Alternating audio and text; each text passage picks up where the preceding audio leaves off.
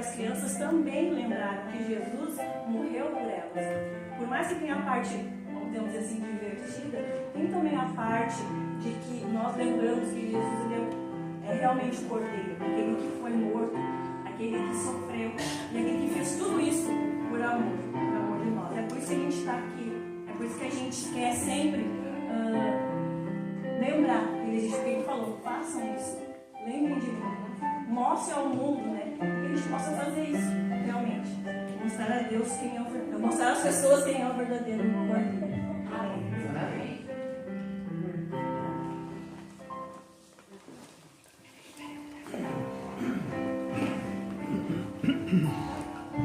Irmãos, para a entrada do pregador, após o hino ser tocado, os irmãos se colocam de pé. Número 53.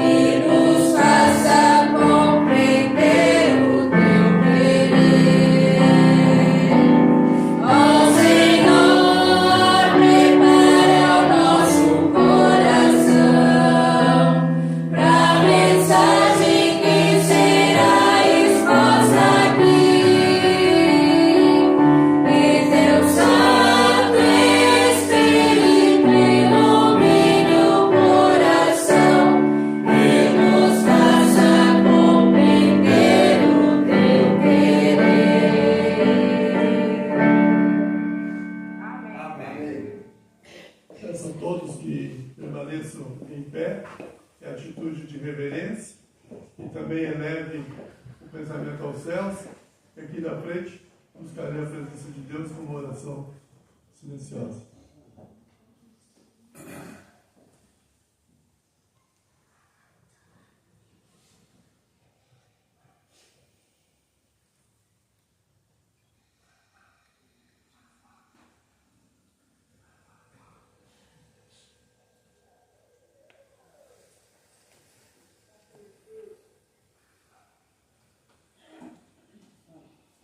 Vamos bem animados, em nome de Jesus, abrir nossos hinários no hino de número 89, ao pé da cruz, 89. Ao som do instrumento cantamos ao nosso Deus.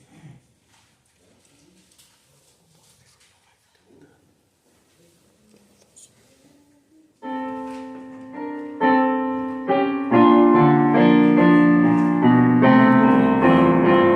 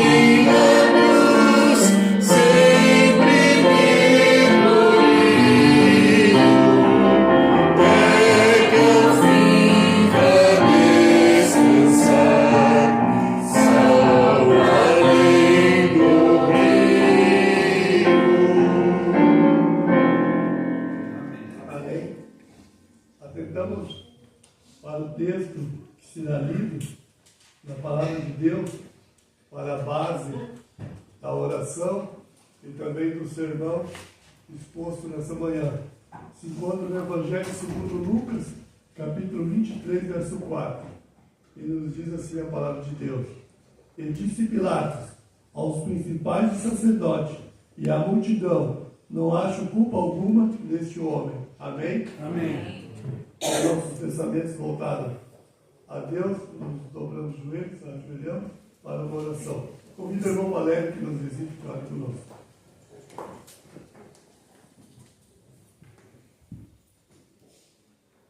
Nosso Altíssimo e grandioso Pai eterno, mais uma vez chegamos à Tua santa presença de glória em Tua casa. Também te agradecemos por esse santo sábado que o Senhor tem nos dado e santificado para o Teu nome. Amém. Pedimos para que o Senhor haja, a partir desse momento, através do Teu Espírito Santo, em cima do Teu pregador, e que não use mais ele as palavras deles, mas que o Espírito Santo use como instrumento e ferramenta Tua aqui na terra. Amém. Te pedimos perdão por todas as nossas falhas. Somos todos pessoas imperfeitas e pecamos diariamente contra a Tua santidade. Tudo que nós pedimos e te agradecemos é em nome de Teu querido Filho amado Jesus Cristo. Amém. Amém. Os irmãos são convidados a tomar seus lugares. Em nome do Senhor Jesus e da direção da igreja aqui de Gravataí, nós estendemos as cordiais boas-vindas. Que todos se sintam bem, nossos amigos, irmãos, visitantes, na casa de Deus.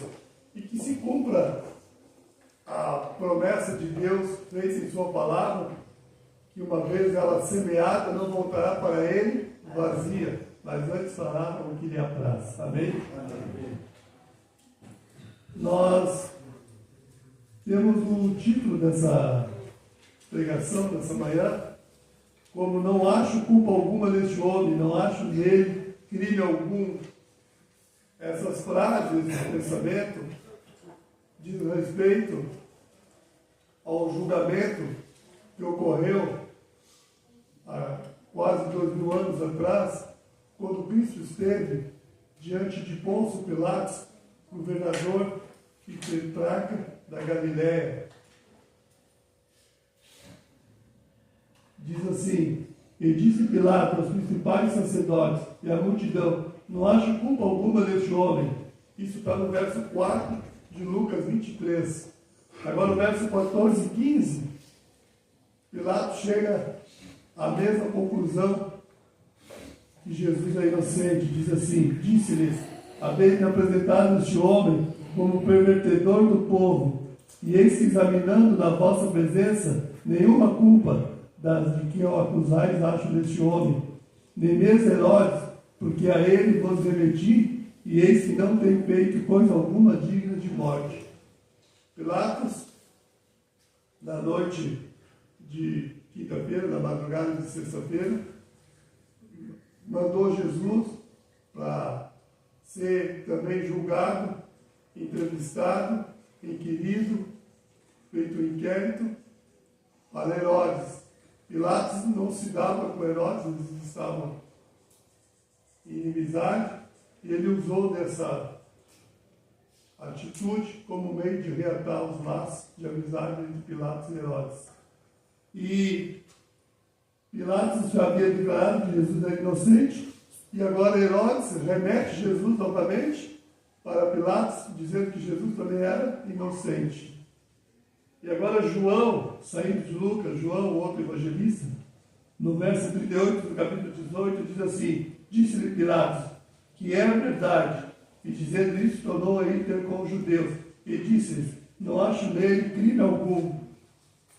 Essas foram as declarações de Pilatos. E agora o evangelista Mateus, nós vimos Lucas, vimos João, agora o evangelista Mateus, no capítulo 27, verso 24, diz palavras bastante significativas acerca desse julgamento. Diz assim: então Pilatos, vendo que nada aproveitava, antes o tumulto crescia, tomando arma, lavou as mãos diante da multidão, dizendo: estou inocente do sangue desse justo, considerai isso. Ou seja, Pilatos, temendo perder o seu cargo de governador, porque Jesus era declarado o rei dos judeus, e a multidão disseram, com uma triste escolha, não temos outro rei a não ser César. E Pilatos agora ficou pensando como resolver a questão. Ele pega uma bacia de água, lava as mãos e diz, sou inocente do sangue desse justo. E eu pergunto, ele estava inocente? Pilatos teve uma atitude, política, ele ficou em cima do muro.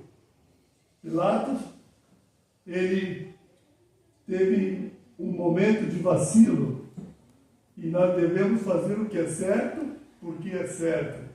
E se Jesus, ele era inocente, como ele mesmo declarou, ele não era digno nem mesmo de sofrer os açoites que ele sofreu, ser cuspido, escarnecido, colocado uma coroa de espinho, levado chibatadas, porque Jesus era inocente. E quando ele faz isso, Pilatos, ele dá o dedo aos inimigos de Jesus, às classes religiosas de sua época, à multidão, e eles tomam agora a mão, tomam o braço e tomam toda a situação, a tal ponto que Jesus foi entregue para ser crucificado. Nós devemos fazer o que é certo, porque é certo. Pilatos teve uma atitude política, ficou em cima do muro, e isso é uma atitude que um cristão, uma pessoa justa, honesta, não deva ter.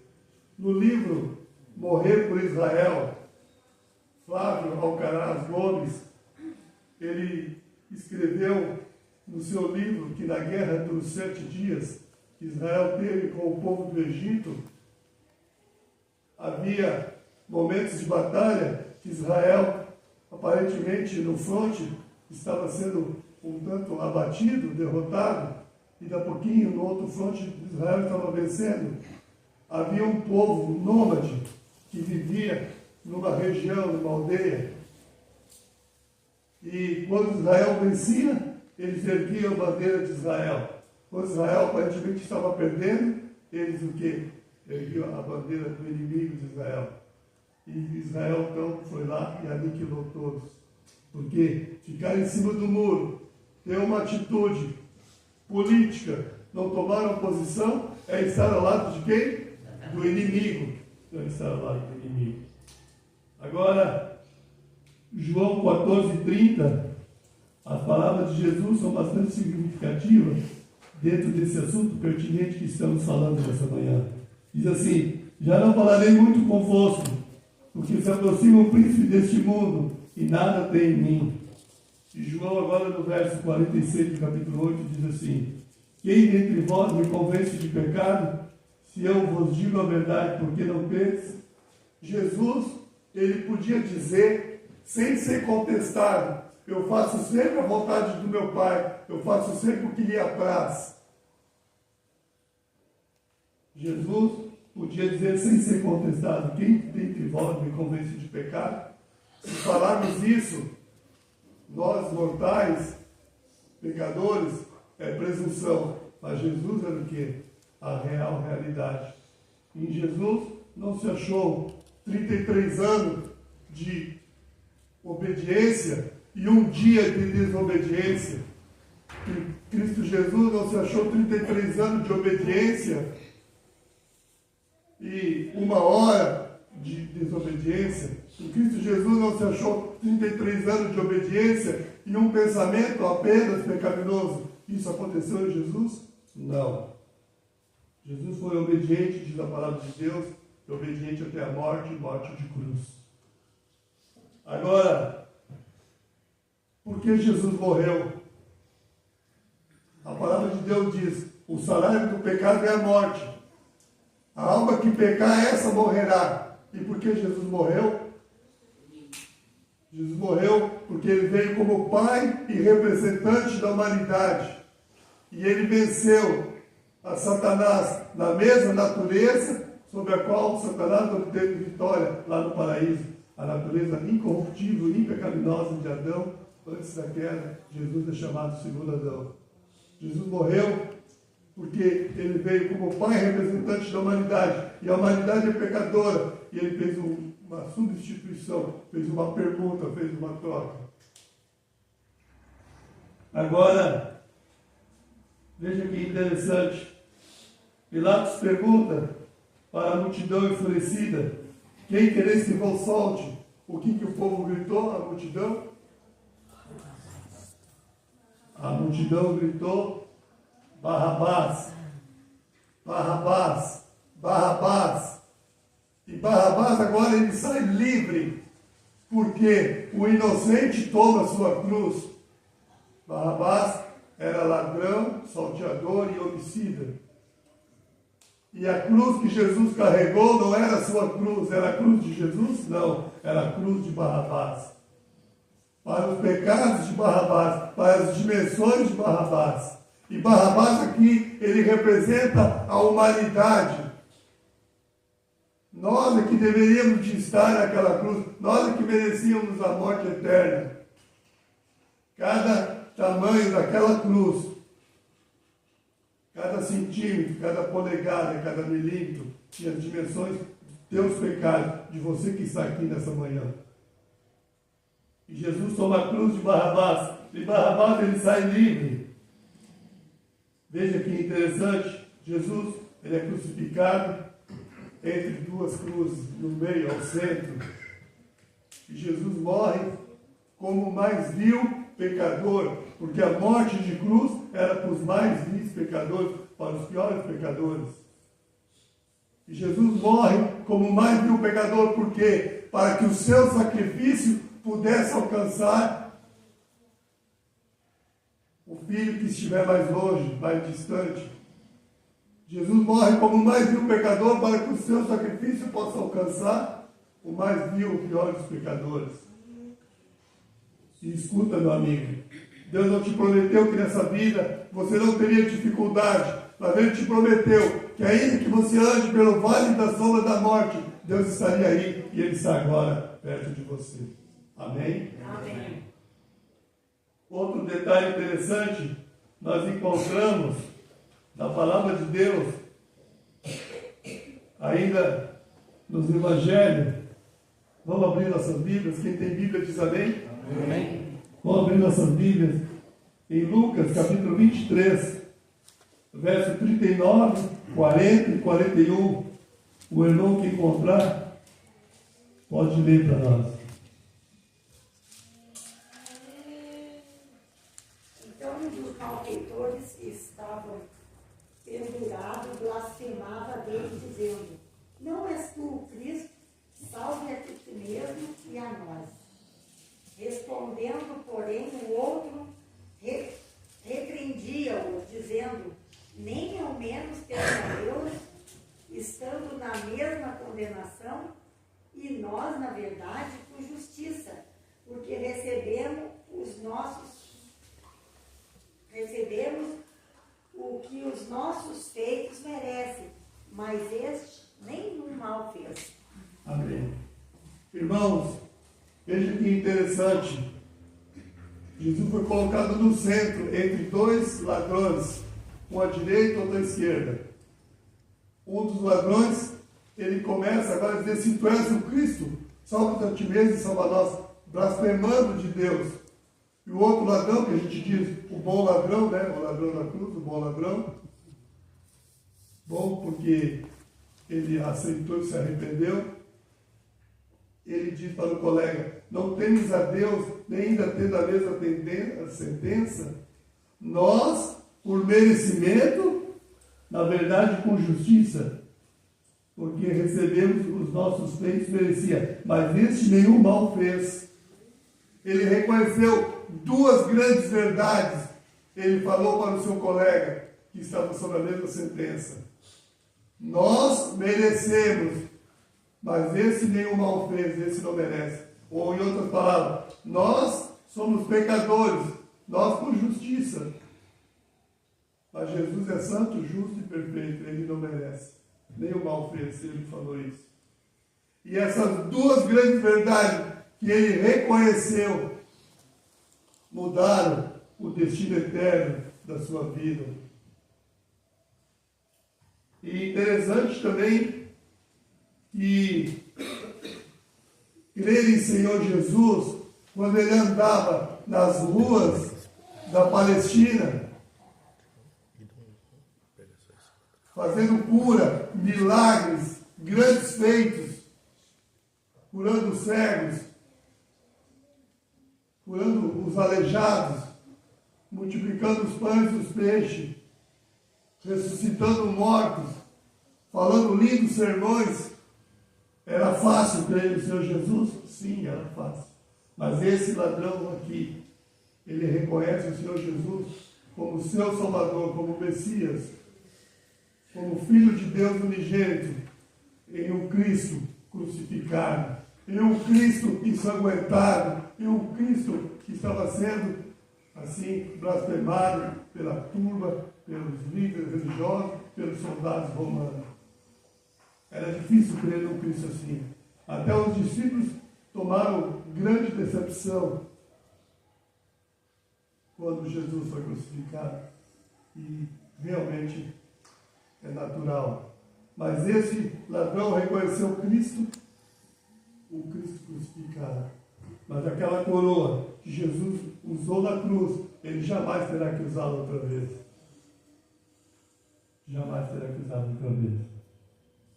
Outra coisa interessante destacarmos é que ele diz para Jesus, se dirigindo: Senhor, lembra-te de mim quando entrares no teu reino.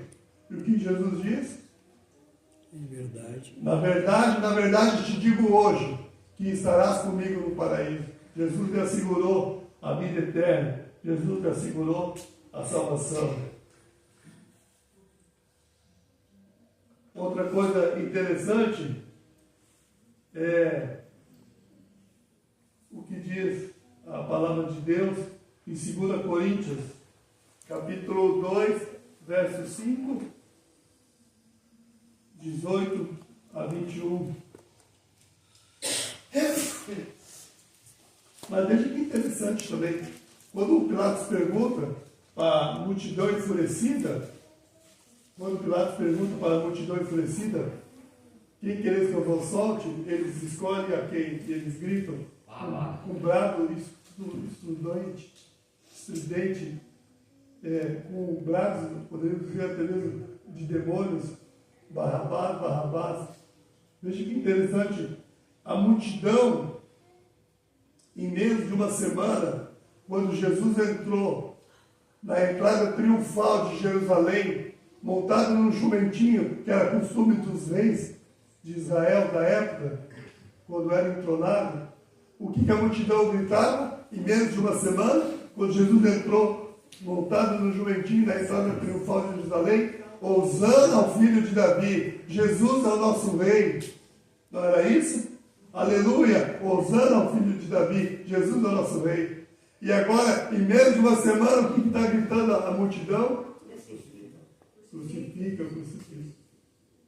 Veja como a ingratidão é uma dor que dói realmente no coração. Vocês já fizeram algo nas melhores da intenção para ajudar uma pessoa e logo em seguida, depois de ajudar, aquela pessoa ainda sai falando mal de ti? Imagina o amor de Deus, que é perfeito, que entregou tudo, entregou o céu por amor de nós.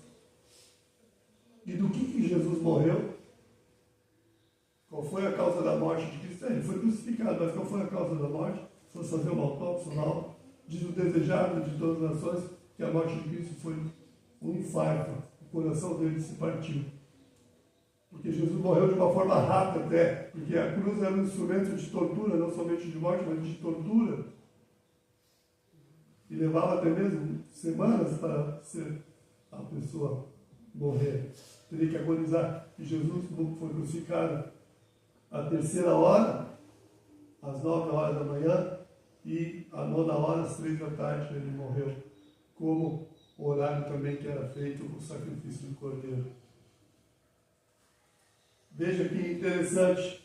Vamos ver então o texto de 2 Coríntios, capítulo 5, verso 18 a 21. Cada um pode ler um texto. Ora, tudo provém de Deus, que nos reconciliou consigo mesmo por meio de Cristo e nos deu o ministério da reconciliação.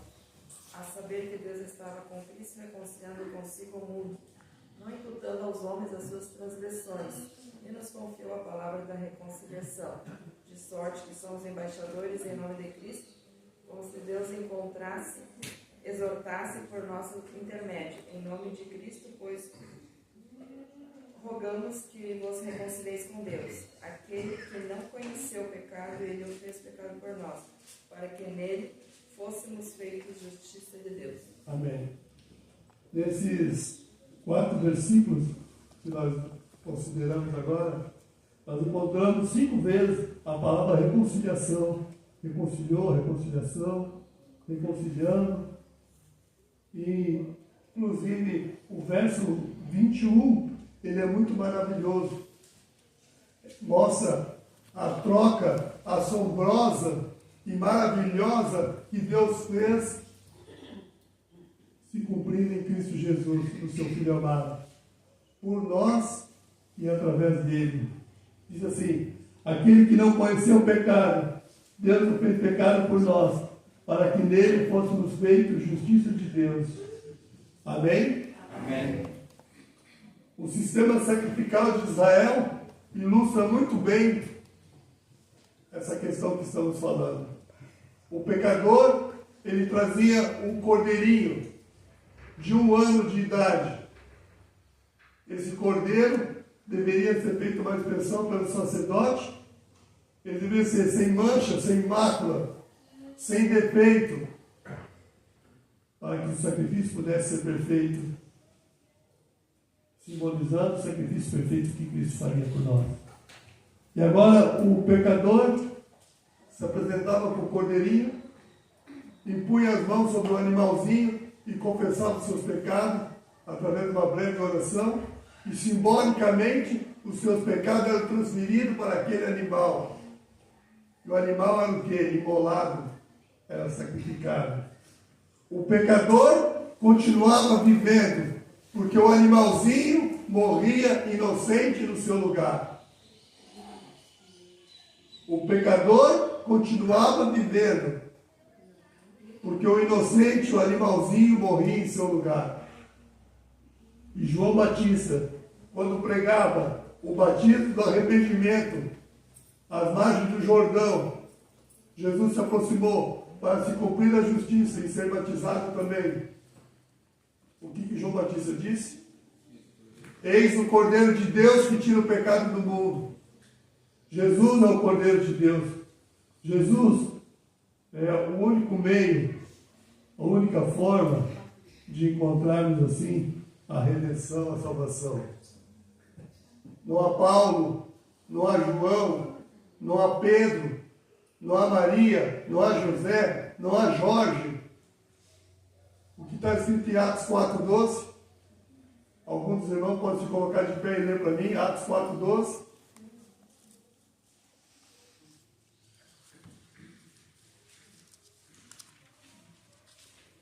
Em nenhum outro há salvação, porque debaixo do céu nenhum outro nome há, dado entre os homens, e que devemos ser salvos. Qual é o único nome? Jesus. Jesus Cristo. Jesus é o caminho, o remédio, a solução para todos os nossos problemas. Agora, Isaías, em torno de 750 anos antes da vida de Cristo, ele escreveu no capítulo 53 o sofrimento do Messias e também a sua glória. Isaías 53, verso 4 e 5 diz assim: verdadeiramente ele tomou sobre si as nossas enfermidades e as nossas dores levou sobre si, e nós o reputávamos por aflito, ferido de Deus e oprimido, mas ele foi ferido por causa de nossas transgressões e moído por causa das nossas iniquidades. O castigo que nos traz a paz estava sobre ele, e pelas suas pisaduras fomos sarados. Amém? O castigo que nos traz a paz estava sobre ele, e pelas suas pisaduras fomos sarados. Em quem se cumpriu isso? No Messias. Jesus, que veio a esse mundo. Agora, Qual é a diferença de Jesus Cristo, como um grande líder, para os grandes líderes que já vieram, já estiveram antes dele ou após dele, ou que ainda existam hoje? Qual é a diferença de Jesus para Buda, para Maomé, para Confúcio, para Mahatma Gandhi? Qual é a diferença? A diferença é a seguinte: a sepultura de Jesus está vazia. Ele ressuscitou. E Cristo é a nossa Páscoa e a nossa maior esperança, porque Jesus morreu na sexta-feira, mas ao terceiro dia ressuscitou. E essa certeza de vida eterna Ele nos dá hoje. As pessoas dizem: mas só não tem solução para a morte. É verdade isso? Só não tem solução para a morte? Tem solução para a morte. Jesus disse: eu sou o caminho, a verdade e a vida. Ninguém vai ao Pai senão por mim. Aquele que crê em mim, ainda que morra, viverá. Então tem solução, sim. E Isaías, nos primeiros versículos que nós já consideramos, no seu capítulo 53, mostra a obra que o Messias havia de fazer. Mas agora no verso 11, do capítulo 53, mostra a glória do Messias. Diz assim, verso 11, capítulo 53. Ele verá o fruto do trabalho de sua alma e ficará satisfeito. Com o seu conhecimento, meu servo justo justificará muitos, porque as iniquidades deles levará sobre si. Amém? Amém. Que nós possamos estar aqui enquadrados no verso 11 do capítulo 53 de Isaías. Que nós possamos dizer: eis o nosso Deus a quem nós aguardamos quando Ele vier na nuvem do céu. Que nós possamos dizer que Jesus é o nosso Salvador. Amém. Naquela multidão, se nós estivéssemos lá, qual seria a nossa atitude? Passaríamos indiferente? Nós passaríamos indiferente? Ou nós diríamos junto à multidão, a maioria, crucificam? Ou nós faríamos uma atitude de amor, ajudaríamos Jesus a levar aquela cruz pesada, que ele já estava debilitado, e com aquele peso que ele fraquejava, ajudaríamos a levar? Veja que no verso 22 de Mateus 27, Pilatos, ele faz outra pergunta: que farei então de Jesus chamado Cristo? E primeiro ele pergunta: quem quereis que vos solte? Depois ele pergunta: que farei então de Jesus chamado Cristo? O que você vai fazer de Jesus? Alguém tem alguma opinião, quer falar? Que farei de Jesus chamado Cristo? Foi a pergunta que Pilatos fez e não quer calar nessa manhã. Que nós possamos guardá-lo do lado esquerdo do nosso peito, no nosso coração. Que possamos dizer, como disse o centurião: verdadeiramente esse era o Filho de Deus vivo. Que Deus abençoe para isso. Amém. Amém.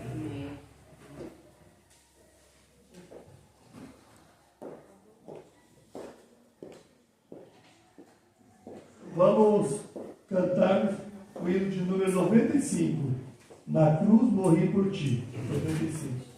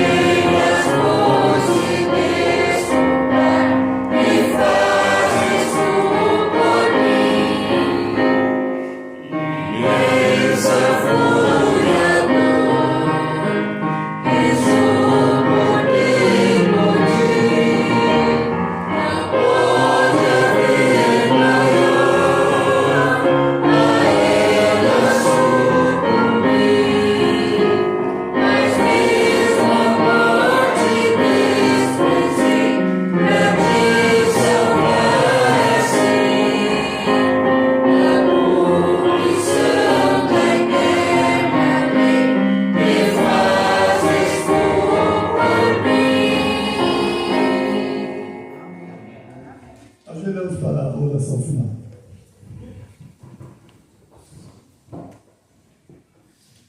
Querido Deus, amado Pai do céu, louvado seja o teu nome, Senhor.